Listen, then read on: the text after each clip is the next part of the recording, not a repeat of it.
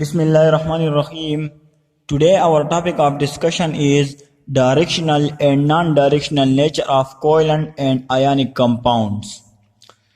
Covalent compounds, they are directional in nature. Why? Because the electron density shift from lower electron density toward high electron density element.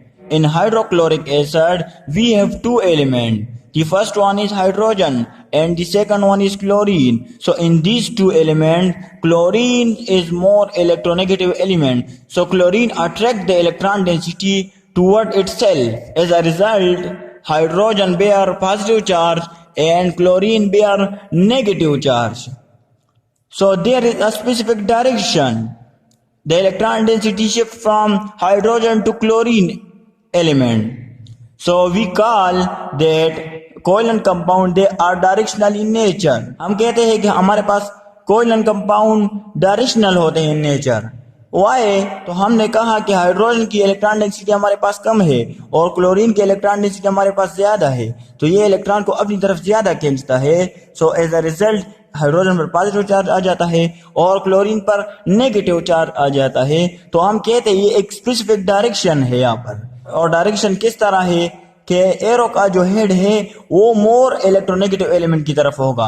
तो यहाँ पर ये chlorine की तरफ है. तो हम कहते हैं कि कोवलेंट कंपाउंड हमारे पास डायरेक्शनल इन नेचर होते हैं. इसी तरह हमारे पास BF3 है. यहाँ पर BF3 है. BF3 में हमारे पास जो फ्लोरीन है इसका इलेक्ट्रॉन डेंसिटी हमारे पास ज्यादा है. तो यहाँ पर जो एरो का डायरेक्शन होगा वो बोरान से फ्लोरीन की तरफ होगा. वो बोरान से फ्लोरीन की तरफ होगा. तो यहाँ पर एक स्पेसिफिक डायरेक्शन है. ऐसा नहीं है कि इलेक्ट्रॉन डेंसिटी इस तरफ से भी खींची जा रही है, यहाँ पर भी खींची जा रही है, यहाँ पर भी खींची जा रही है, यहाँ पर ऐसा नहीं है क्योंकि एक स्पेसिफिक डायरेक्शन है. तो हम कहते हैं हमारे पास covalent compound directional in nature होते हैं.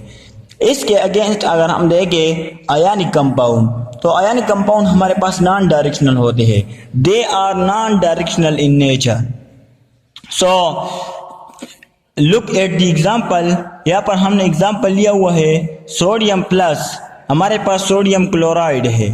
तो जब सोडियम एक इलेक्ट्रॉन डोनेट करता है तो यहाँ पर पॉजिटिव चार्ज और क्लोरीन एक इलेक्ट्रॉन एक्सेप्ट करता है तो यहाँ पर नेगेटिव चार्ज आ जाता है.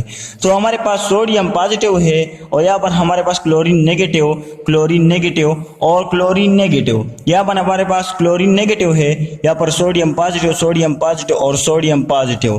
तो इस सोडियम पॉजिटिव को ये क्लोरीन भी खींच रहा है, ये क्लोरीन भी खींच रहा है और ये क्लोरीन भी खींच रहा है. इसी तरह इस क्लोरीन नेगेटिव को ये सोडियम पॉजिटिव भी खींच रहा है, ये सोडियम पॉजिटिव भी खींच रहा है, ये सोडियम पॉजिटिव भी खींच रहा है. तो यहाँ पर हम ये नहीं कह सकते कि यहाँ पर एक स्पेसिफिक डायरेक्शन है, बल्कि सोडियम पॉजिटिव को ऑल साइड से खींचा जा रहा है. इसी तरह यहाँ पर भी हम ये नहीं कह सकते कि यहाँ पर एक स्पेसिफिक डायरेक्शन है क्योंकि क्लोरीन नेगेटिव को ऑल साइड से खींचा जा रहा है. तो आयनिक कंपाउंड हमारे पास नॉन डायरेक्शनल होते हैं. हमारे पास आयनिक कंपाउंड नॉन डायरेक्शनल होते हैं और कोवलेंट कंपाउंड हमारे पास डायरेक्शनल होते हैं. तो डायरेक्शनल नेचर और नॉन डायरेक्शनल नेचर का यही मतलब है कि कोवलेंट कंपाउंड हमारे पास डायरेक्शनल होते हैं. तो इसका मतलब ये हुआ कि यहाँ पर एक स्पेसिफिक डायरेक्शन होगा. तो यहाँ पर आप लोग देख सकते हैं एक स्पेसिफिक डायरेक्शन है. और डायरेक्शन क्या है?